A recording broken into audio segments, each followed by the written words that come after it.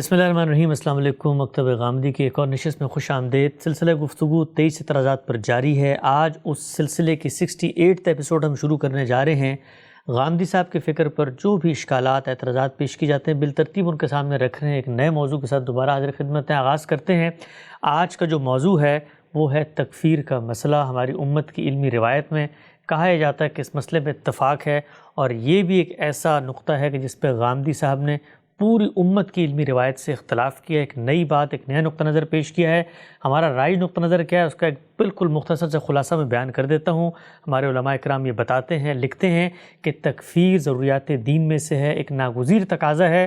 مسلم ریاست کو بھی یہ حق حاصل ہے اور مسلمان علماء کو بھی، کہ نہ صرف وہ لوگ جو انکار کر رہے ہیں دین کا ان کی تکفیر کی جائے، بلکہ مسلمانوں میں بھی اگر کچھ چیزیں، کچھ نقطہ نظر پائے جاتے ہیں تو ان کی تکفیر بھی کی جا سکتی ہے۔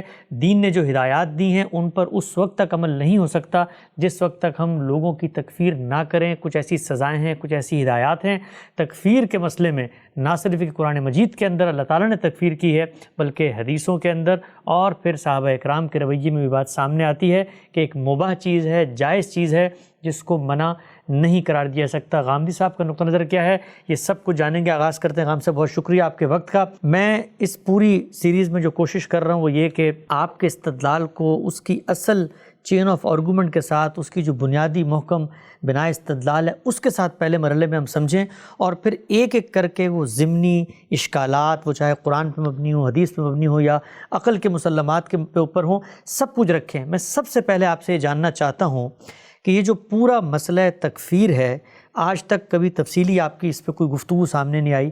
سمجھائیں، طالبانہ طور پہ ہمیں ساتھ لے کر چلیں اور بتائیں کہ آپ نے جو کچھ نتائج اخذ کیے اس کے پیچھے وہ سفر کیا ہے، اس کے پیچھے وہ نظام فکر اپسٹمالوجی کیا ہے، کہتے کیا ہیں آپ، اور پھر اس کے اوپر جو تنقیدات ہوتی ہیں میں ایک ایک کر کے رکھوں گا۔ تکفیر آپ کی نظر میں ہے کیا، یہ مسئلہ پیدا کہاں سے ہوتا ہے، اور آپ کی بنا استدلال کیا ہے؟ اللہ تعالیٰ کے دین میں جو بڑے انحرافات سمجھے جاتے ہیں، آپ جانتے ہیں کہ وہ دو ہی ہیں، ایک شرک اور دوسرے کفر۔ شرک اور کفر عربی زبان کے عام الفاظ ہیں۔ شرک کا مطلب یہ ہے کہ آپ کسی چیز میں کسی کو ساجی بنا رہے ہیں، اور کفر کا مطلب لغت کے اعتبار سے اگر دیکھیں تو جس طرح انکار کرنا ہے، اسی طرح اس کے بہت سے دوسرے معنی بھی ہیں، جن میں اگر آپ معروف ترین معنی کو دیکھیں تو انکار کرنے کے ساتھ ایک دوسرا معروف معنی اس کا ناشکری کرنا بھی ہے۔ اچھا، یہ جو اردو زبان میں ہم لفظ کفران نعمت بولتے ہیں یہ اسی سے بولتے ہیں۔ ٹھیک۔ قرآن مجید میں، وہ عربی زبان میں ہے، یہ اپنے لغوی مفاہیم میں استعمال ہوئے ہیں۔ مثال کے طور پر دیکھیے کہ قرآن مجید یہ کہتا ہے کہ ہم نے آپ کو دونوں راستے سجھا دیے، اما شاکرم و اما کفورا۔ اب کوئی شخص چاہے تو شکر گزار بن کر رہے اور چاہے تو ناشکری اختیار کر لے۔ تو یہاں یہ اپنے ایک لغوی مفہوم میں استعمال ہو گیا۔ لفظ وہی کفر ہے، یعنی اسی سے یہ لفظ استعمال ہوا ہے۔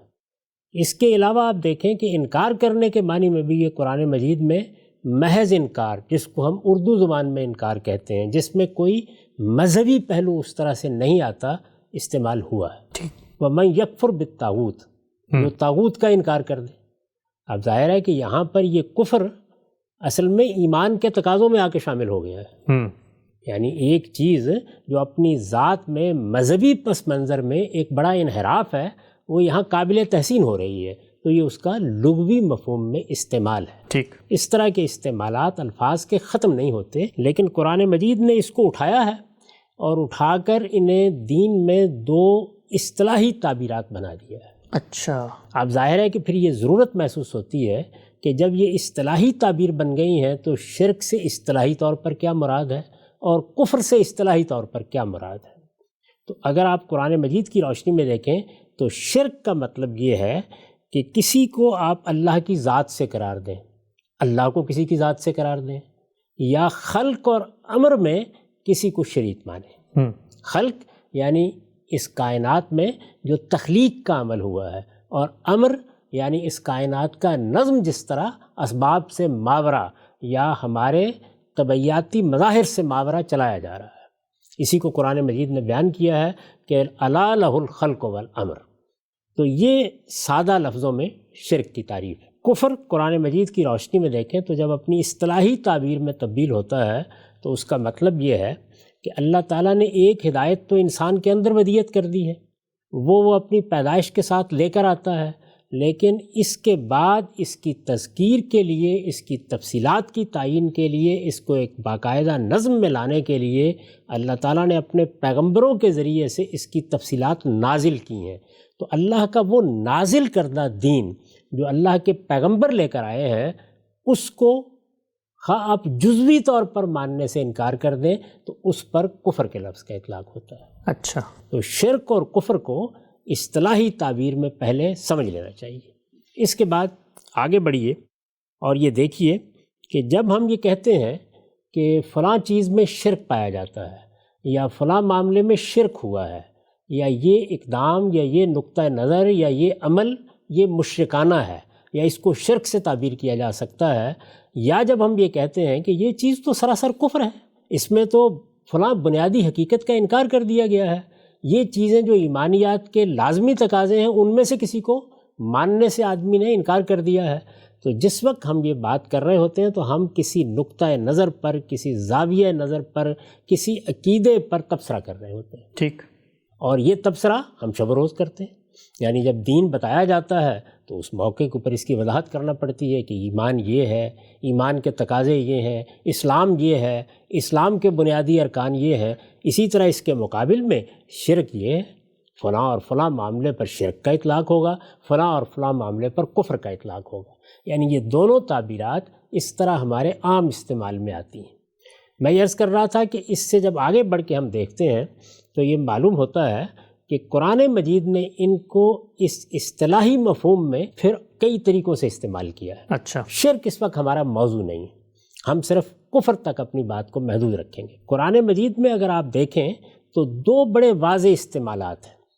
ایک استعمال یہ ہے کہ قرآن کفر کا لفظ استعمال کر کے کافر کا لفظ استعمال کر کے، یعنی کفر ظاہر ہے کہ اسم ہے اور کافر جو اس کفر کا ارتکاب کرتا ہے، تو کفر اور کافر یہ دونوں الفاظ استعمال کر کے قرآن مجید دسیوں مقامات پر یہ بتاتا ہے کہ کفر کیا ہے اور کافر کسے کہتے ہیں۔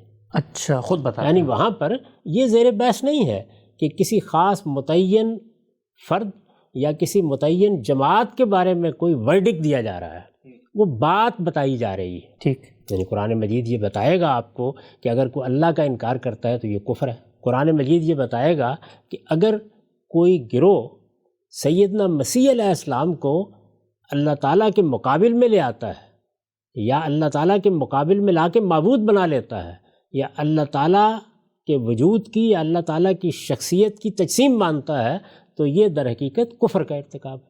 تو یہاں کیا ہو رہا ہے؟ یہاں پر اطلاقی طریقے سے جو الہامی کتابوں کا عام طریقہ ہے یہ بتایا جا رہا ہے کفر ہوتا کیا ہے۔ اسی طریقے سے آپ یہ دیکھیے کہ کافرون کا لفظ استعمال کر کے وہ یہ بتا رہا ہے کہ کیا کیا چیزیں ایسی ہیں کہ جو آدمی کو اللہ کی بارگاہ میں، اللہ کی نگاہ میں، اللہ کے سامنے کافر بنا دیتی ہیں۔ ہم جب مومن ہوتے ہیں تو اللہ کے سامنے مومن ہوتے ہیں، اور جب کافر ہوتے ہیں تو اللہ کے سامنے کافر ہوتے ہیں۔ تو اس میں ایک خوبصورت تعبیر اختیار کی ہے کہ وَمَن لَّمْ يَحْكُم بِمَا أَنزَلَ اللَّهُ فَأُولَٰئِكَ هُمُ الْكَافِرُونَ، یعنی وہ لوگ کہ جو اللہ کے نازل کردہ قانون کے مطابق فیصلے نہیں کرتے وہی کافر ہیں۔ تو اب یہاں کیا کیا؟ یہ بتایا کہ جو شخص اللہ کے نازل کردہ قانون کے مطابق فیصلے نہیں کر رہا اس پر کفر کا اطلاق ہوگا، ٹھیک، اسے کافر بھی کہا جائے گا۔ یہ قرآن مجید نے ایک جگہ نہیں کیا، دو جگہ نہیں کیا، دسیوں مقامات پر اسی طریقے سے استعمال کر کے بتایا، جیسے شرک کے بارے میں بتایا ہے، یعنی شرک کی ان صورتوں تک کا احاطہ کیا ہے جن کو آپ مشرکانہ رویوں سے تعبیر کرتے ہیں۔ اسی طرح کفر کے بارے میں بھی ساری باتیں بتائی ہیں۔ یہ ہے ایک پہلو۔ یہ جو پہلو ہے یہ ہماری ساری دینی دعوت کی بنیاد ہے۔ اچھا، یعنی ہم جب دنیا کے اندر اللہ کے دین کو پیش کرتے ہیں تو وہاں ایک عالم کرتا کیا ہے؟ وہ یہی کرتا ہے کہ آپ کو یہ بتائے ایمان کیا ہے، یہ بتائے اسلام کیا ہے۔ یہ آپ کے علم میں ہوگا کہ رسالت مآب صلی اللہ علیہ وسلم کے ساتھ جو جبریل امین نے ایک بڑی خصوصی گفتگو کی ہے اس میں کیا سوالات ہیں؟ اس میں پہلا سوال یہ ہے کہ ایمان کیا ہے، دوسرا سوال یہ ہے اسلام کیا ہے۔ اب ظاہر ہے کہ اس ایمان کیا ہے، اسلام کیا ہے، اس کے مقابل میں کبھی گفتگو کرنی پڑ جائے تو یہ بتانا پڑتا ہے کہ ایمان کے مقابلے میں کفر کیا ہے، شرک کیا ہے، یہ بتانا پڑے گا نا. اسی طرح اسلام کے مقابلے میں جو چیزیں ہیں ان کو بیان کرنا پڑے گا. تو جس وقت آپ یہ سب بیان کر رہے ہوتے ہیں تو آپ دعوت دے رہے ہیں، آپ تعلیم دے رہے ہیں، آپ تربیت کر رہے ہیں، آپ دین بیان کر رہے ہیں، آپ دین کی شرح و وضاحت کر رہے ہیں، آپ لوگوں کو انذار کر رہے ہیں، لوگوں کو خبردار کر رہے ہیں. تو میں نے یہ عرض کیا کہ قرآن مجید میں بھی یہ کام بڑے پیمانے پر ہوا ہے، دسیوں مقامات پر ہوا ہے. جگہ جگہ آپ اس طرح کی تعبیریں دیکھتے ہیں کہ وہ کبھی کسی گروہ کے عقائد کو موضوع بنا لیتا ہے، کبھی کسی فرد کے عقائد کو موضوع بناتا ہے، کبھی کسی رویے کو موضوع بناتا ہے، اور اس کے بعد انہی تعبیروں کو اختیار کرتا ہے. یعنی اگر آپ اس میں ایک تعبیر اور شامل کر لیں، وہ کیا ہے؟ ضلالت، یعنی گمراہی. تو کبھی وہ یہ کہتا ہے کہ یہ تو ضلال بعید ہے، یہ دور کی گمراہی ہے. کبھی یہ کہے گا یہ کفر ہے، کبھی یہ کہے گا یہ فسق ہے، کبھی یہ کہے گا یہ شرک ہے. میں یہ پھر عرض کر دوں کہ یہ در حقیقت دین کا بیان ہے، یہ دین کی دعوت ہے. اس میں جیسے ہی آپ مثبت چیزوں کو بیان کریں گے، منفی چیزیں بھی بیان ہوں گی. ٹھیک. اسلام کو بیان کریں گے تو اسلام کا نقیض کیا ہے اس کو بھی بتایا جائے گا. آپ ایمان کو بیان کریں گے تو ایمان کا نقیض کیا ہے وہ بھی بتایا جائے گا. معیارات بتائے یہ میں بھی بتاتا ہوں، یہ آپ بھی بتاتے ہیں، یہ اس ملت کے تمام علماء بتاتے ہیں. اس سے کوئی مفر نہیں ہے، یہ شب و روز ہوگا. قرآن مجید نے بھی بڑے پیمانے پر، جیسے کہ میں نے عرض کیا، جگہ جگہ دسیوں مقامات پر یہ تعبیریں اختیار کی ہیں، اور اس میں آپ کو بتایا ہے کہ فلاں چیز کفر ہے، اور فلاں چیز اگر اختیار کی جائے تو یہ صرف کافر ہی اختیار کر سکتے ہیں. ٹھیک. حدیثوں کو آپ دیکھیں گے تو اس میں بھی جگہ جگہ یہ تعبیریں آپ کو ملیں گی. یعنی یہ بتایا جائے گا کہ فلاں کام تو مسلمان نہیں کر سکتا، فلاں کام کرنا تو اسلام کے منافی ہے، فلاں کام اگر کیا جائے تو اس کا مطلب یہ ہے کہ آدمی دین کے دائرے ہی سے باہر کھڑا ہو گیا ہے. یہ سب تعبیریں ملیں گی. لیکن کسی متعین شخص کے بارے میں جب آپ بات کرتے ہیں کہ فلاں آدمی کافر ہے، فلاں گروہ کافر ہے، فلاں آدمی مشرک ہے، فلاں گروہ مشرک ہے، اب یہ معاملہ تنہا دعوت دین کا نہیں رہا. یہ در حقیقت کسی فرد کے بارے میں ورڈک ہے جو آپ دے رہے ہیں. اس کو سادہ مثالوں سے سمجھ لیجئے. مجھ سے آپ پوچھتے ہیں چوری کیا ہے، میں آپ کو بتاؤں گا کہ چوری یہ اور یہ ہوتی ہے. اس چیز پر، اس فعل پر چوری کا اطلاق کیا جاتا ہے.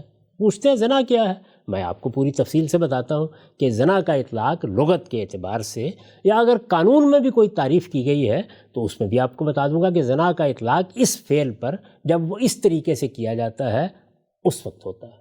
اسی طرح سے میں آپ سے ہی کہوں گا کہ بھائی زنا کرنے والا زانی ہوتا ہے، چوری کرنے والا چور ہوتا ہے، ڈاکہ ڈالنے والا ڈاکو ہوتا ہے. یہ ساری تعبیریں ہم تعلیم میں، تربیت میں، دعوت میں، بیان میں، قانون میں شب و روز اختیار کرتے ہیں. ٹھیک. جس وقت آپ کہتے ہیں کہ زید بکر چور ہے، جس وقت آپ یہ کہتے ہیں کہ فلاں گروہ زانی ہے یا فلاں فرد زانی ہے، تو اب آپ کیا کر رہے ہیں؟ آپ اصل میں جو تصور تھا آپ کا، اس کا اطلاق ایک فرد کے عمل پر کر رہے ہیں، ایک متعین فرد کے عمل پر کر رہے ہیں. تو قرآن مجید نے جس طرح کہ میں نے ابھی عرض کیا، جس طرح یہ بتایا ہے مختلف مقامات پر کہ کفر کیا ہے، کافر کسے کہتے ہیں، اسی طریقے سے جو اس کے مخاطبین میں مختلف گروہ ہیں ان پر بھی اس لفظ کا اطلاق کیا ہے. اچھا. اہل کتاب پر بھی کیا ہے، مشرکین پر بھی کیا ہے، فعل کی صورت میں بھی کیا ہے، اس میں فاعل یا صفت کی صورت میں بھی کیا ہے. تو جب ان پر کیا ہے تو اس وقت اگر آپ غور کر کے دیکھیں تو اس نے صرف ان لوگوں کا ذکر ان تعبیروں کے ساتھ کیا ہے جو اپنے کفر پر خود گواہ ہیں اور اس کا اقرار کر رہے ہیں. اچھا، وہ ان کی ظاہری حالت کا بیان ہے وہ پھر. یعنی یہ بالکل ایسا ہی ہے کہ جس طریقے سے ایک چور آپ کے پاس آیا اور اس نے آ کے کہا کہ میں چور ہوں، اب تو آپ کو پورا حق حاصل ہو گیا نا کہ آپ یہ کہیں کہ یہ چور ہے. آپ اس کا ذکر یہ کہہ کے کریں کہ چور نے آ کے مجھ سے یہ بات کہی، ٹھیک، ڈاکو نے آ کے مجھ سے یہ بات کہی، اس لیے کہ وہ اس کا اعتراف کر کے آ گیا ہے. قانون کے دائرے میں رکھ کے دیکھ لیں، یعنی ایک شخص عدالت میں آ جاتا ہے، وہ آ کے اپنے جرم کا اعتراف کر لیتا ہے، تو اب گویا عدالتی کارروائی اتنی ہوگی کہ اعتراف جرم کو مؤکد کر لیا جائے، اس کے بعد آپ سزا دے سکتے ہیں. یعنی اس کے بعد آپ مجرم نہیں رہے. ٹھیک. زنا کے بارے میں دیکھیں، ہمیں یہ تعلیم دی گئی ہے کہ ہم کسی کے اوپر زنا کی تہمت نہیں لگائیں گے. اگر کوئی معاملہ دیکھیں گے تو اس پر پردہ ڈالیں گے. اگر ہم ایسا کریں گے تو یہ قذف کا جرم بن جائے گا. اس میں پھر ہمیں پابند کیا گیا ہے کہ ہم کم سے کم 4 گواہ لے کر آئیں. لیکن رسالت میں آپ صلی اللہ علیہ وسلم کی بارگاہ میں لوگ آئے، انہوں نے زنا کا خود اعتراف کر لیا. تو اب ظاہراً 4 گواہوں کی کوئی ضرورت ہے. اب نہ ان کے بارے میں یہ کہنا کہ انہوں نے زنا کی اس پر کوئی قدغن لگائی جا سکتی ہے، نہ یہ کوئی جرم ہے، یہ حقیقت میں ان کے اپنے اعتراف، ان کے اپنے اقرار کا بیان ہے۔ ٹھیک۔ تو قرآن مجید نے جس وقت یہ بتانا ہے کہ یہ چیز کفر ہے، یا یہ بتانا ہے کہ یہ کام اگر کیا جائے تو یہ کافر کرتے ہیں، وہ دین کا بیان ہے، وہ میں بھی کرتا ہوں، وہ آپ بھی کرتے ہیں، اس پر کوئی اعتراض نہیں کیا جا سکتا۔ مسلمانوں کا پورا علم یہی کام کرتا ہے، کیونکہ یہ تو ایمان کی وضاحت کرنی ہے تو اس کے تضادات کو بھی بیان کرنا ہے۔ لیکن کسی گروہ پر یا کسی شخص پر جب آپ اس کا اطلاق کرتے ہیں تو اس کے لیے دو چیزیں لازم ہو جاتی ہیں، یعنی ایک یہ کہ وہ اعتراف کر لے، وہ اقرار کر لے، اس کے بعد آپ کی کوئی ذمہ داری نہیں ہے۔ میں نے کہا اپنے آپ کو میں مسلمان ہوں، اب میرے اسلام کو جانچنے پرکھنے کا کام کرنے کی ضرورت نہیں ہے، میں نے خود جب اپنے آپ کو مسلمان کہہ دیا تو آپ مسلمان کی حیثیت سے میرا استقبال کریں گے۔ اسی چیز کو قرآن نے بیان کیا نا ایک مقام پر کہ اگر کوئی شخص کسی موقع کے اوپر جب تم سریوں میں جاتے ہو تو نکل کے یہ کہہ دیتا ہے کہ السلام علیکم، تو یہ شعار ہے اسلام کا، قبول کرو، اس کو جواب میں یہ نہ کہو کہ لست مومنا، تم مومن نہیں ہو۔ سورہ نساء میں بیان کیا اس کو۔ تو میں نے گویا اپنے ایمان کا اظہار کیا، آپ نے اس کو قبول کر لیا۔ اسی طریقے سے میں نے کفر کا اظہار کر دیا۔ میں نے یہ کہا کہ میں تو یہ جو آپ پیغمبروں وغیرہ کا ذکر کرتے ہیں اس کو ماننے کے لیے تیار نہیں ہوں، یا میں اس کا منکر ہوں۔ یہ عربی زبان میں کہہ دیا کہ یہ جو بات آپ بیان کر رہے ہیں میں اس کا کافر ہوں۔ اس میں سے کوئی بھی چیز میں کہہ سکتا ہوں، یہ میرا اعتراف ہوگا، میرا اپنے بارے میں بیان ہوگا۔ تو قرآن مجید جن گروہوں کو یہ کہہ رہا ہے، یعنی جن کو کافر کہہ کے ان کا حوالہ دے رہا ہے، کافر کہہ کے ان کی کوئی بات نقل کر رہا ہے، وہ سب کون ہیں؟ وہ ہیں کہ جو اپنے کفر کا خود اقرار کرتے ہیں۔ اچھا، یعنی انہوں نے آگے بڑھ کے خود کہہ دیا ہے کہ ہم کافر ہیں۔ یہاں پر قرآن نے کوئی ورڈکٹ نہیں دیا، کیونکہ اگر وہ اس کا انکار کر دیں تو اب یہ سوال پیدا ہوتا ہے کہ چور نے انکار کر دیا ہے، اب آپ اس کو کس اصول پر چور کہیں گے؟ لیکن انہوں نے کہاں کہا ہے کہ ہم کافر ہیں؟ یہی میں اب آپ کو بتانے والا ہوں۔ اچھا، یعنی یہ ساری تمہید اس مقصد سے تھی کہ ہم پہلے یہ جان لیں کہ کفر کی اصطلاحی تعبیر قرآن نے کس مفہوم میں اختیار کی ہے، شرک کی تعبیر کس مفہوم میں اختیار کی ہے۔ قرآن مجید جب مختلف موقعوں پر یہ کہتا ہے کہ یہ کفر ہے یا یہ شرک ہے تو وہ کیا چیز ہے؟ وہ اصل میں دین کا بیان ہے۔ اور جب وہ مختلف گروہوں کا حوالہ دے کے یہ بات کرتا ہے، پہلے دن کرے یا آخری دن کرے، یعنی اپنی دعوت کے پہلے دن وہ یہ تعبیریں اختیار کرے یا آخری دن کرے، آپ خود قرآن مجید سے یہ جان لیں گے کہ تمام پیغمبروں کی دعوت میں یہ اصل میں ان قوموں کے اغنیاء ہیں، ان کے متکبرین ہیں، ان کے بڑے لوگ ہیں، ان کے زعماء ہیں، جنہوں نے خود آ کے کہا ہے کہ ہم کافر ہیں، اور قرآن مجید پھر اس کا حوالہ دیتا ہے۔ ٹھیک، گویا وہ اقراری مجرم ہیں جن کو قرآن کافر کہہ کے یہاں خطاب کر رہا ہے۔ میں آپ کے سامنے قرآن مجید کے وہ مقامات اب ایک ایک کر کے رکھ دیتا ہوں۔ اب جب اس سے پہلے کہ آپ یہ قرآن مجید پیش کریں، ایک سوال ذہن میں آتا ہے، منطقی لوگوں کے ذہن میں شاید یہ آ رہا ہو، بڑا آپ نے وضاحت سے فرق واضح کیا کہ ایک ہے لٹرل میننگ اور ایک اصطلاح بنتا ہے، قرآن مجید نے دونوں کی ہیں۔ سوال یہ ہے کہ یہ پتہ کیسے چلے گا کہ قرآن مجید یہاں پر اب بتا رہا ہے کہ جی کفر کا یا کافر کا اصطلاحی معنی یہ ہے، کیونکہ قرآن مجید میں تو کہیں یہ زیر بحث نہیں آتا کہ اب میں نے لٹرل میننگ چھوڑ دیا ہے، اب آؤ میں تم لوگوں کو اصطلاحی معنی بتاتا ہوں۔ یہ آپ کو کیسے پتہ لگا یہاں اصطلاحی معنی یا اس میں کوئی مشکل نہیں ہوتی، یہ تو سب الفاظ کے بارے میں ایسے ہی ہم طے کرتے ہیں۔ اصطلاحی معنی بھی اسی طرح لغت کا حصہ بن چکے ہوتے ہیں، یعنی ایسا نہیں ہوتا کہ وہ کہیں پڑے رہ جاتے ہیں۔ نماز، اس کے لیے قرآن صلاۃ کا لفظ استعمال کرتا ہے۔ صلاۃ کا لفظ دعا، مناجات، اللہ تعالیٰ کی طرف بڑھنے کے لیے، اللہ کی رحمت کے لیے بہت سے معنی میں استعمال ہوتا ہے۔ کہاں وہ نماز کے لیے استعمال ہوا ہے اور ایک اصطلاحی تعبیر بن گیا، وہ سیاق و سباق سے معلوم ہو جاتا ہے۔ تو یہ سارے اہل علم کر رہے ہیں، اس میں کوئی منفرد نہیں ہوں، سب آپ کو بتائیں گے کہ کہاں کفر کا لفظ اپنے اصطلاحی مفہوم میں استعمال ہو رہا ہے اور کہاں وہ اپنے لغوی مفہوم میں استعمال ہو رہا ہے۔ ٹھیک، میں نے ابھی مثالیں دی آپ کو کہ جب یہ کہا کہ میں یکفر بالطاغوت، جو طاغوت کا انکار کرے، تو ظاہر ہے کہ یہاں وہ کفر جس کو قرآن مجید سب سے بڑا انحراف کہہ رہا ہے اس معنی میں تو استعمال ہی نہیں ہوا، یہاں تو تحسین کے موقع پر ہو گیا ہے۔ تو مختلف موقعوں پر عربی زبان بولتے ہوئے بھی یہ لفظ استعمال کرتے ہیں۔ میں اگر کسی شخص کو یہ کہنا چاہتا ہوں کہ فلاں آدمی تو اس بات ہی کو نہیں مانتا کہ زمین سورج کے گرد گھومتی ہے، نہیں مانتا، انکار کرتا ہے، اس کا منکر ہے، اس کے لیے کافر کا لفظ استعمال کر دوں گا اور بے تکلف کر دوں گا۔ یہاں خود مدعا، خود موقع کلام بتا دے گا کہ یہ لغوی مفہوم میں ہے، اور جب میں اس کو اصطلاحی تعبیر میں لاؤں گا تو ظاہر ہے کہ یہ واضح ہو جائے گا کہ یہاں یہ کس پہلو سے بات کی جا رہی ہے۔ ابھی وہ تعبیریں خود آپ کے سامنے آ جائیں گی۔ اچھا، تو اس میں دیکھیے ہم ابتدا کر رہے ہیں سورہ اعراف سے۔ سورہ اعراف کی جو آیات میں آپ کے سامنے پڑھنے جا رہا ہوں یہ 75 سے شروع ہو رہی ہیں۔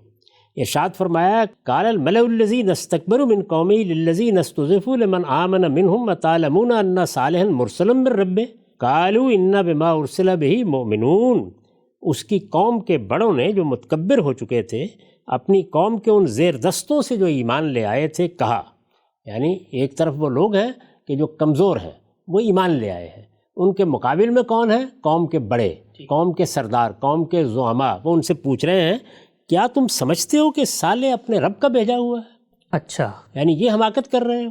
تمہارا خیال یہ ہے کہ یہ ہمارے درمیان ایک شخص پیدا ہوا تھا اور اس کو اللہ تعالیٰ نے بھیج دیا پیغمبر بنا کے؟ انہوں نے جواب دیا، یعنی کنہوں نے؟ زیر دستوں نے جواب دیا ہم تو اس پیغام کو مانتے ہیں جس کے ساتھ اسے بھیجا گیا ہے۔ اچھا، اب اس میں الفاظ کیا ہیں؟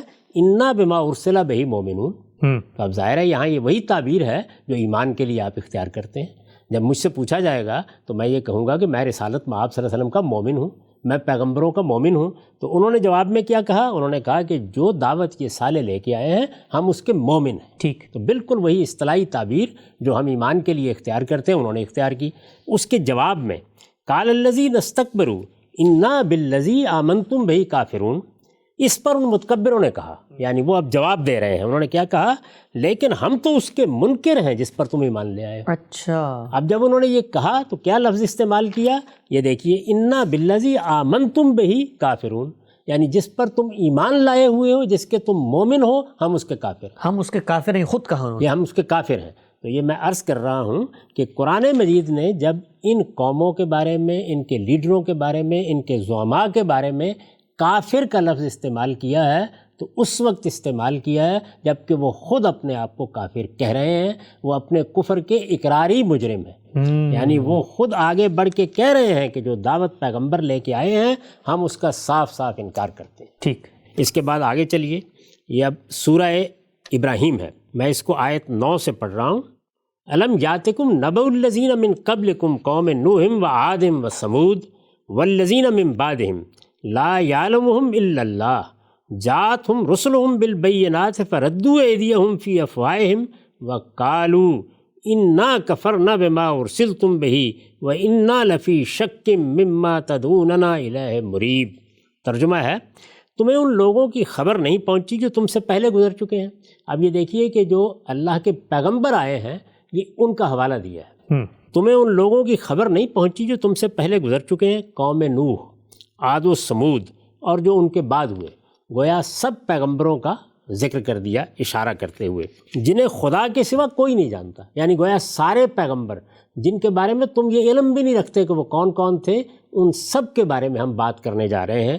یہ اللہ تعالیٰ فرماتے ہیں جنہیں خدا کے سوا کوئی نہیں جانتا، ان کے رسول یعنی ان قوموں کے رسول، وہ دنیا میں جو مختلف قومیں رہیں ان کے رسول ان کے پاس کھلی کھلی نشانیاں لے کر آئے تو انہوں نے اپنے ہاتھ ان کے منہ میں دے دیے کہ خاموش ہو جاؤ، یعنی ان کی بات سننے سے انکار کر دیا اور کہہ دیا کہ جو تمہیں دے کر بھیجا گیا ہے ہم اس کو نہیں مانتے۔ الفاظ کے ہیں انا کفرنا بما ارسلتم بہ، وہی لفظ کفر، ہم نے اس چیز کا کفر کر دیا ہے جو تم دے کر بھیجے گئے، خود اقرار کیا، خود اقرار کیا، ہم اس کو نہیں مانتے، اور جس چیز کی طرف تم ہم کو بلا رہے ہو اس کے بارے میں ہم ایسے شک میں پڑ گئے ہیں جو سخت الجھن میں ڈال دینے والا ہے۔ یعنی اپنی تشکیک کا بھی اعتراف کیا اور اپنے کفر کا بھی اعتراف کیا، دونوں باتیں خود آگے بڑھ کے کہہ دیں اور گویا خود اس بات کا اقرار کر لیا کہ ہم کافر ہیں، ہم نے کفر کو دین کے طور پر اختیار کر لیا ہے۔ ایک طرف مومن ہیں جو پیغمبر پر ایمان کا اظہار کر رہے ہیں، ایک طرف ہم ہیں جو پیغمبر کی دعوت کے منکر ہیں، اردو میں کہیے اور عربی میں کہیے تو کافر، انا بما ارسلتم بہ کافرون، یہ اس کو بیان کر دیا۔ اب اس کے بعد سورہ حامیم السجدہ، اس کی آیات 13 سے فَإِنْ عَرَضُوا فَقُلْ أَنذَرْتُكُمْ صَاعِقَةً مِثْلَ صَاعِقَةِ عَادٍ وَثَمُودَ إِذْ جَاءَتْهُمُ الرُّسُلُ مِنْ بَيْنِ أَيْدِيهِمْ وَمِنْ خَلْفِهِمْ أَلَّا تَعْبُدُوا إِلَّا اللَّهَ قَالُوا لَوْ شَاءَ رَبُّنَا لَأَنزَلَ مَلَائِكَةً وَإِنَّا بِمَا أُرْسِلْتُمْ بِهِ كَافِرُونَ۔ ترجمہ ہے اب بھی اگر منہ موڑتے ہیں، یعنی پیغمبر دعوت دے رہے ہیں، وہ اعراض کر رہے ہیں، اب بھی اگر منہ موڑتے ہیں تو کہہ دو کہ جیسی کڑک عاد و سمود پر ہوئی تھی میں تم کو اسی طرح کی کڑک سے ڈراتا ہوں۔ یہ اللہ کے پیغمبر کو کہا جا رہا ہے کہ آپ انہیں بتائیے کہ تم بھی ایک پیغمبر کا انکار کر رہے ہو، تم بھی ایک پیغمبر کی دعوت سے اعراض کر رہے ہو، تم بھی ایک پیغمبر کو جھٹلا رہے ہو، تو اس سے پہلے پیغمبروں کو جھٹلانے کا جو انجام ہوا ہے میں تمہیں اس سے خبردار کر رہا ہوں۔ جب ان کے آگے اور پیچھے سے ان کے رسول آئے، یعنی ہر طرف سے آ کے انہوں نے دعوت دی کہ انہیں ہر پہلو سے سجھا دیں کہ اللہ کے سوا کسی اور کی بندگی نہ کرو، یہ دعوت کا خلاصہ بیان کیا۔ انہوں نے جواب دیا کہ اگر ہمارا رب چاہتا کہ کسی کو رسول بنا کر بھیجے تو فرشتے اتارتا، تم کہاں سے آ گئے ہمارے درمیان سے اٹھ کے؟ اس لیے اب جواب سنیے، اس لیے ہم تو اس پیغام کے منکر ہیں جس کے ساتھ تم بھیجے گئے ہو، ہم تو اس پیغام کے کافر ہیں جس کے ساتھ تم بھیجے گئے ہو۔ اصل الفاظ کیا ہیں؟ فَإِنَّا بِمَا أُرْسِلْتُمْ بِهِ كَافِرُونَ۔ تو یہاں بھی دیکھیے وہ خود اعتراف کر رہے ہیں کہ ہم اس پیغام کے کافر ہیں، ہم اس کو قبول کرنے کے لیے تیار نہیں ہیں۔ ٹھیک۔ اور اس سلسلے کے آخر میں اب سورہ زخرف کا ایک حصہ میں آپ کو سنا رہا ہوں، اس میں بہت تفصیل کے ساتھ یہ ساری بات بیان ہوئی ہے۔ اس کی آیات ہیں 20 سے آگے۔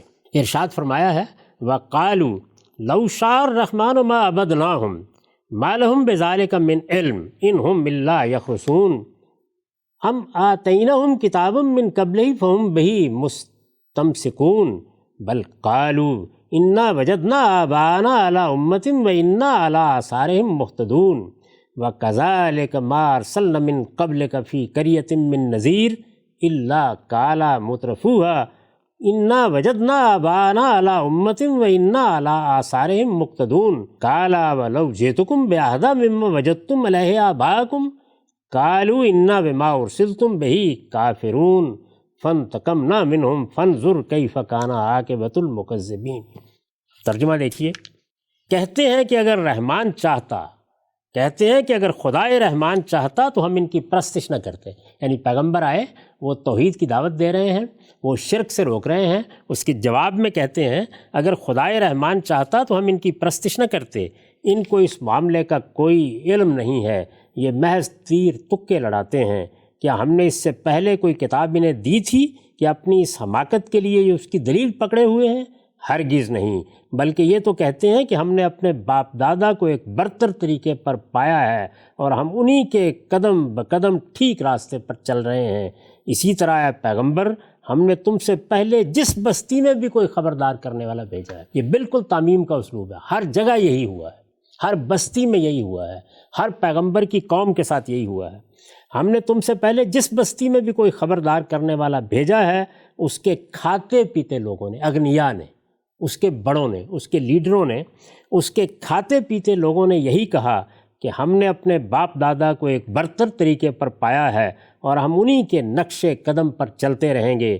ان کے خبردار کرنے والے نے، یعنی پیغمبر نے کہا کیا اس کے باوجود بھی کہ اگر میں اس سے کہیں سیدھے راستے کی ہدایت تمہارے پاس لے کر آیا ہوں، یعنی پھر بھی اسی طرح چلو گے جس پر تم نے اپنے باپ دادا کو پایا ہے؟ انہوں نے جواب دیا تم لوگ جو کچھ بھی دے کر بھیجے گئے ہو ہم اس کے کافر ہیں۔ اچھا، قالوا انا بما ارسلتم بہ کافرون، تم لوگ جو کچھ بھی دے کر بھیجے گئے ہو ہم اس کے ماننے والے نہیں ہیں، ہم اس کے منکر ہیں، ہم اس کے کافر ہیں۔ سو نوبت یہاں تک پہنچ گئی تو ہم نے ان سے اس سرکشی کا انتقام لیا، پھر دیکھ لو کہ جھٹلانے والوں کا کیسا انجام ہوا۔ تو یہ دیکھیے قرآن مجید کے چند مقامات میں نے آپ کے سامنے پیش کیے ہیں۔ مدعا یہ ہے کہ قرآن مجید ایک تو اس لفظ کو یعنی کفر کے لفظ کو ایک اصطلاحی تعبیر کے طور پر اس موقع پر اختیار کرتا ہے جب وہ یہ بتاتا ہے کہ کفر کیا ہے، جب وہ یہ بتاتا ہے کافر کیا ہوتے ہیں، بالکل اسی طرح جس طرح وہ بتاتا ہے ایمان کیا ہے اور مومن کون ہوتے ہیں، مسلم کون ہوتے ہیں۔ یہ دعوت کا بیان ہے، یہ دین کا بیان ہے۔ اور یا پھر وہ استعمال کرے گا اس موقع پر جب وہ کسی خاص گروہ کا ذکر کر رہا ہے، اس کا حوالہ دے گا کہ یہ کافروں نے کہا، یہ منکروں نے کہا۔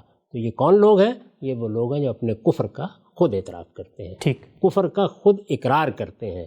تو قرآن مجید میں یہ دو تعبیریں ہیں جو مختلف جگہوں پر، یا دو جہتیں ہیں لفظ کے استعمال کی جو مختلف جگہوں پر اللہ تعالیٰ نے اختیار فرمائی۔ یہ تو قرآن مجید کے استعمالات ہوئے۔ قرآن مجید کے ان استعمالات کے معاملے میں تو کوئی دو رائے ہو ہی نہیں سکتی۔ یعنی میں، آپ، مسلمان امت کے علماء، اس معاملے میں کون دوسری رائے اختیار کرے گا؟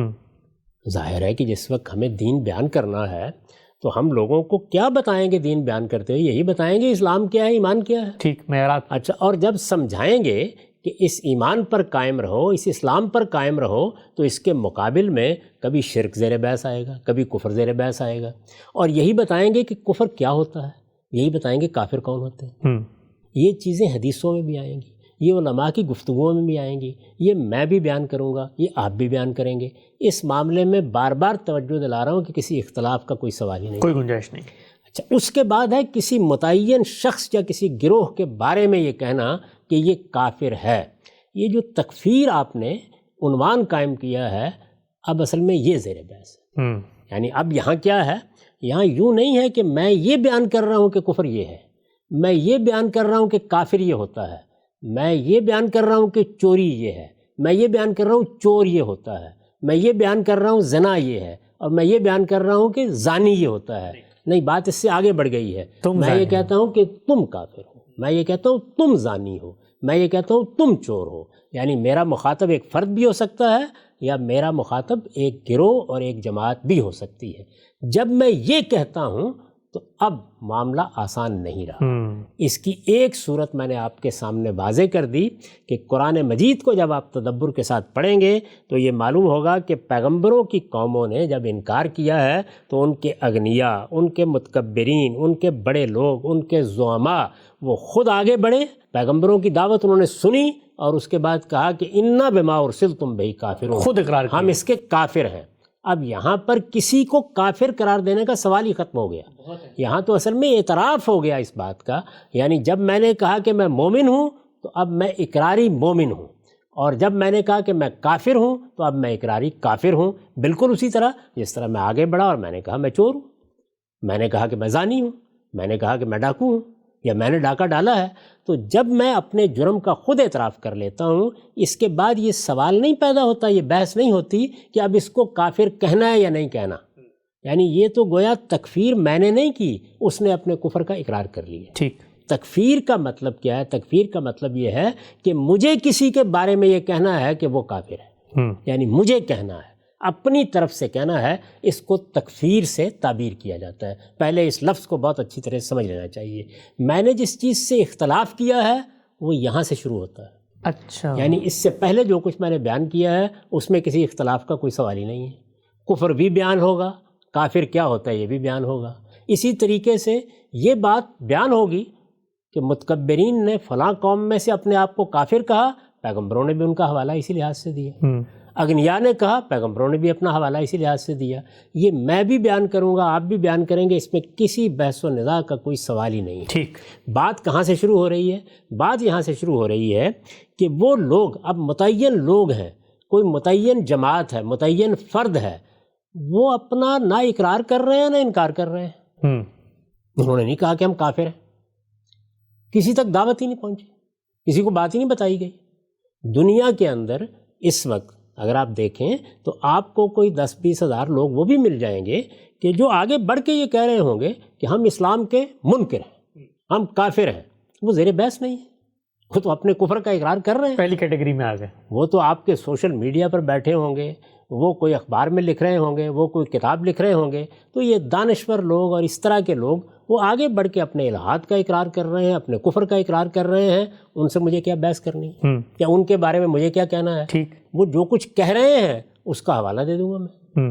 یعنی اگر مجھے کسی وقت ان کا ذکر کرنا ہوگا تو میں یہ کہوں گا کہ فلاں ملحد کی رائے یہ ہے، اور فلاں متشکک کی رائے یہ ہے، اور فلاں کافر کی رائے یہ ہے. خود کہہ رہا ہوگا، اس لیے کہ وہ تو اپنے آپ کو خود یہی کہہ رہے ہیں. ٹھیک. اپنا تعارف اسی حیثیت سے کر رہے ہیں، اپنی دعوت یعنی کفر کی دعوت لے کے اٹھے.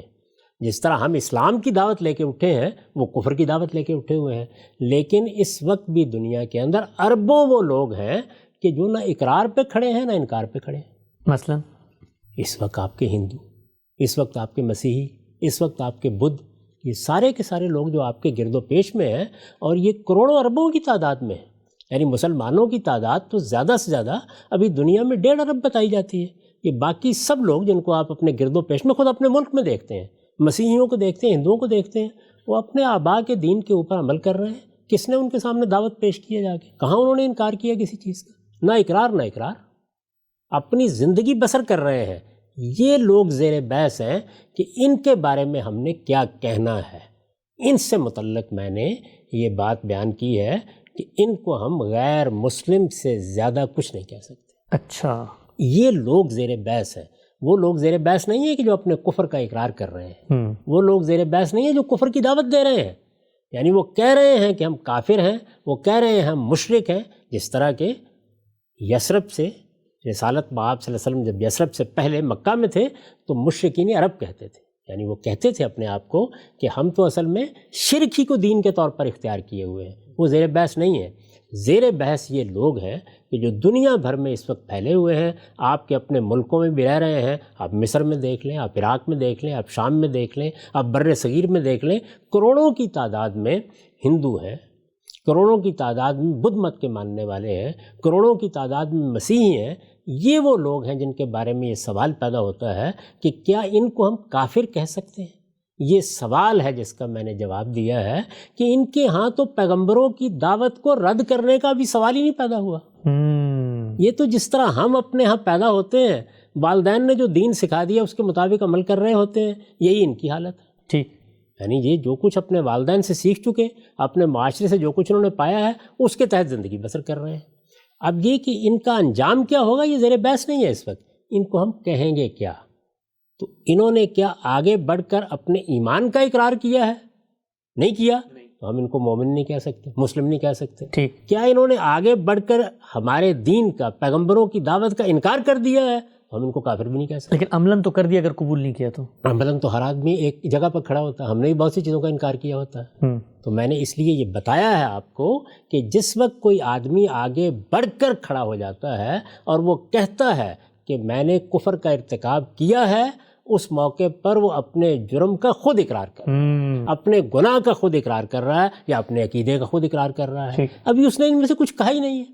تو جب آپ اس سے بات جائیں گے دعوت لے کے، یعنی پیغمبروں نے یہ سوال کب اٹھایا؟ جب وہ دعوت لے کے گئے، جب انہوں نے پیغام پہنچایا، جب انہوں نے اپنی بات سامنے رکھی، انہوں نے سامنے رکھی، ان کے ماننے والوں نے کہا کہ ہم تو ان پر ایمان لے آئے ہیں، ہم ان کے مومن ہیں۔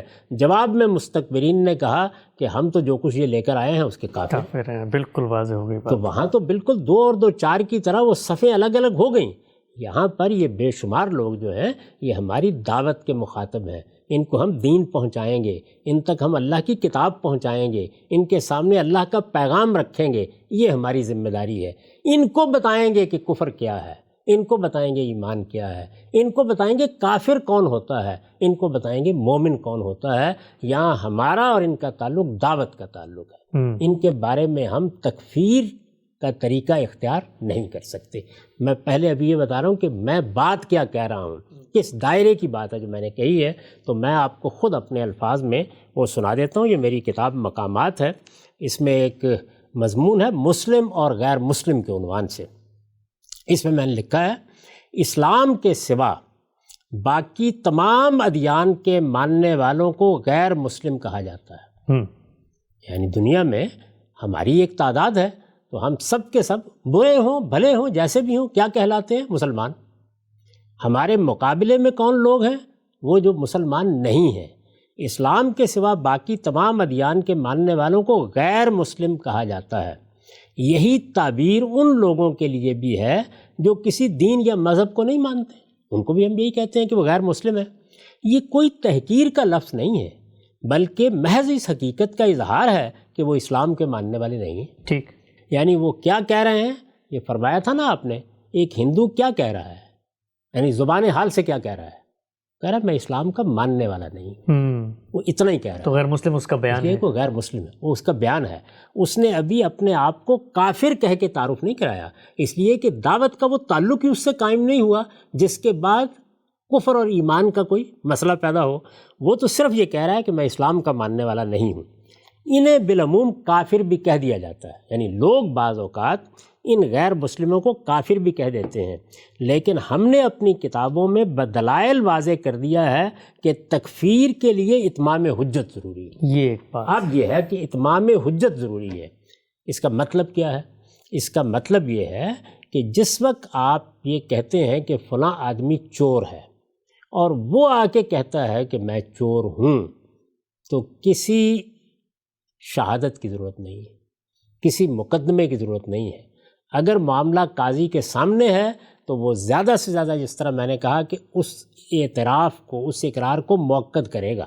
جیسے رسول اللہ صلی اللہ علیہ وسلم کے سامنے آ کے جب لوگوں نے زنا کا اعتراف کیا اور یہ کہا کہ مجھ سے یہ جرم سرزد ہو گیا ہے، تو آپ نے تاکید کے لہجے میں باتیں پوچھیں تاکہ یہ بالکل واضح ہو جائے کہ یہ کیا بات کر رہے ہیں اور کس چیز کا اعتراف کر رہے ہیں۔ تو اعتراف کی بنیاد پر سزا کا نفاذ ہو گیا، یہاں کوئی بحث نہیں پیدا ہوئی۔ ایک شخص کے بارے میں میں کہتا ہوں کہ یہ زانی ہے، میں کہتا ہوں کہ یہ چور ہے، اب مجھ پر بہت بڑی ذمہ داری عائد ہو گئی ہے، یعنی اب کیا ہے، اب مجھے مقدمہ ثابت کرنا ہے۔ تو یہ جو مقدمے کو ثابت کرنے کا عمل ہے، اس کو اتمام حجت کہا جاتا ہے۔ یعنی جس وقت عدالت میں ایک معاملہ ہوتا ہے تو عدالت کیا کرتی ہے؟ عدالت اس شخص سے یہ پوچھتی ہے کیا تم اس جرم کا اعتراف کرتے ہو؟ اگر وہ اس جرم کا اعتراف کر لیتا ہے تو پھر تو کوئی مسئلہ نہیں ہے، لیکن اگر وہ کہتا ہے کہ نہیں، یہ مجھ پر اتہام ہے، یہ مجھ پر الزام ہے، میں نے کسی چوری کا ارتکاب نہیں کیا، میں نے زنا کا ارتکاب نہیں کیا، تو اب یہ ضروری ہے کہ اس پر حجت قائم کی جائے۔ وہ حجت کیسے قائم ہوتی ہے؟ وہ شہادتوں سے قائم ہوتی ہے۔ اس کے بعد آپ قرائن جمع کرتے ہیں، اس کے بعد آپ بہت سے ثبوت لاتے ہیں، اور یہ سب کچھ کرنے کے بعد قاضی فیصلہ سناتا ہے کہ یہ چور ہے۔ اس کے بعد آپ کو حق حاصل ہوتا ہے کہ آپ اب جا کر اس کو چور کہیں، اس کے بعد آپ کو حق حاصل ہوتا ہے۔ اس سے پہلے اگر آپ کسی کے بارے میں زبان کھولیں گے تو یا ازالہ حیثیت عرفی کا مقدمہ آپ پر ہوگا، اور اگر آپ نے زنا کے بارے میں زبان کھولی تو 80 کوڑے آپ کی پیٹھ پر برس جائیں گے۔ یہ کوئی آسان معاملہ نہیں ہے۔ اعتراف ہے تو کوئی سوال نہیں ہے، آپ نے کسی جرم کا ارتکاب نہیں کیا۔ اعتراف نہیں ہے تو پھر مقدمہ ہے، اس میں پہلے اس پر حجت قائم کی جائے گی، یعنی گویا دلائل سے، شواہد سے اس کا جرم اس پر ثابت کیا جائے گا۔ جب وہ ثابت ہو جائے گا تو پھر عدالت اپنا فیصلہ سنا دے گی۔ ٹھیک۔ کفر اور شرک کے معاملے میں عدالت کون سی ہے؟ آسمان کے پروردگار کی عدالت ہے۔ یہ کسی دنیا کی عدالت کا مقدمہ ہی نہیں ہے، یہ مقدمہ خدا کی عدالت میں جاتا ہے۔ تو جب اللہ کے پیغمبر یا اللہ کے رسول زمین پر ہوتے ہیں تو خدا فیصلہ سناتا ہے، اور فیصلہ سناتا ہے تو قرآن نے بتا دیا ہے کہ کفر کی سزا اور شرک کی سزا کیا ہے؟ عذاب علیم اور عذاب عظیم۔ یہ معمولی جرائم نہیں ہے۔ جب آپ یہ کہتے ہیں کہ فلاں آدمی نے کفر کا ارتکاب کیا ہے، تو جس طرح جب آپ یہ کہتے ہیں کہ وہ چور ہے تو اس کی سزا بیان ہوئی ہے نا، ہاتھ کاٹ دیا جائے، اسی طریقے سے جب آپ یہ کہتے ہیں یہ مشرک ہے، جب آپ کہتے ہیں کہ یہ کافر ہے، کسی فرد کو کہتے ہیں، کسی گروہ کو کہتے ہیں، تو اس کی اللہ تعالیٰ کے یہاں سزا کیا ہے؟ عذاب عظیم یا عذاب علیم، دردناک عذاب، بڑا عذاب، جہنم اس کی سزا ہے۔ تو اللہ تعالیٰ کی عدالت فیصلہ کرتی ہے، دنیا میں فیصلہ کرتی ہے جب رسول بھیجے جاتے ہیں، آخرت میں فیصلہ کرے گی جس دن وہ عدالت قائم ہو جائے گی۔ تو اس دونوں فیصلوں کے لیے اتمام حجت ضروری ہے۔ اتمام حجت یعنی وہی کام جو قاضی کی عدالت میں چور کو چور ثابت کرنے کے لیے کیا گیا تھا، وہی کام یہاں پر بھی ہوگا۔ کس مقصد کے لیے ہوگا؟ کافر کو کافر ثابت کرنے کے لیے، اس لیے کہ اس نے کفر کا اعتراف نہیں کیا۔ ٹھیک۔ تو آپ جب کسی کے بارے میں یہ کہتے ہیں کہ یہ مشرک ہے یا یہ کافر ہے، پھر عرض کر دوں، اگر آپ یہ کہہ رہے ہیں کہ یہ کفر ہے، اگر آپ کہتے ہیں یہ شرک ہے، تو یہاں آپ دین کو بیان کر رہے ہیں، آپ علم کا مقدمہ لوگوں کے سامنے رکھ رہے ہیں۔ آپ کہتے ہیں کافر یہ ہوتا ہے، مشرک یہ ہوتا ہے، تو آپ دعوت دے رہے ہیں، پیغام پہنچا رہے ہیں۔ آپ کہتے ہیں فلاں شخص زید یا عمر یا فلاں گروہ یہ کافر ہے یا یہ مشرک ہے، تو آپ اصل میں اب کیا کر رہے ہیں؟ مجرم قرار دے رہے ہیں۔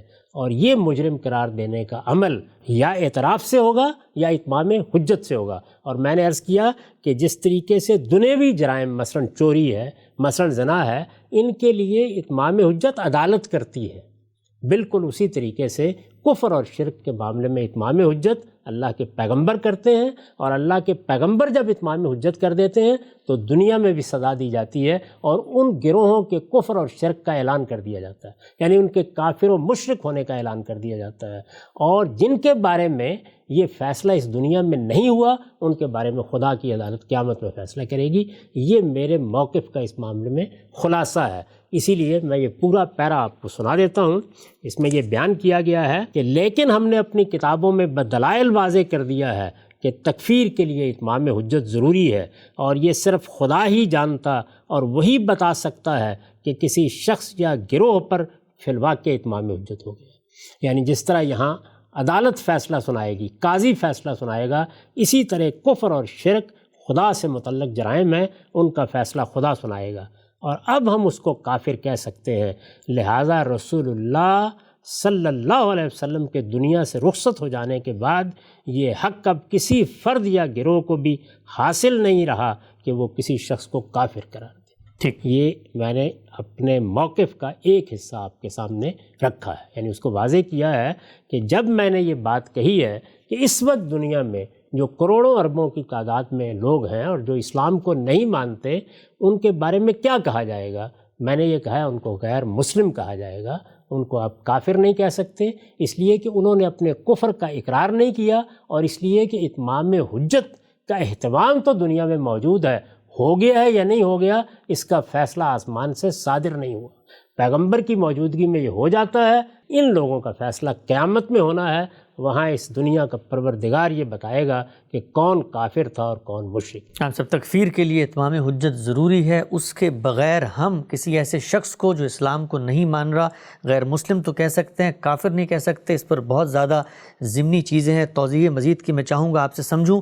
پہلا مقدمہ آپ کا بالکل واضح ہوا کہ لوگ اگر اقرار کر رہے ہیں تو کوئی تردد نہیں ہے، وہ کافر ہیں، قرآن مجید بھی اس پس منظر میں بات کی ہے، لیکن ان کے بارے میں کیا معاملہ ہوگا اس کے بعد ہم آپ سے یہ بھی جانیں گے کہ مسلمان آگے بڑھ کے بنیادی دین کے تصورات کو اگر چھوڑ دیتے ہیں تو ان کی تکفیر کے بارے میں قرآن مجید کیا کہتا ہے، آپ کا نقطہ نظر کیا ہے، ایک ایک کر کے چیزیں آپ کے سامنے رکھیں گے۔ وقت یہاں پہ ختم ہوتا ہے، دوبارہ حاضر خدمت ہوں گے، اب تک آپ کا بہت شکریہ۔ شکریہ۔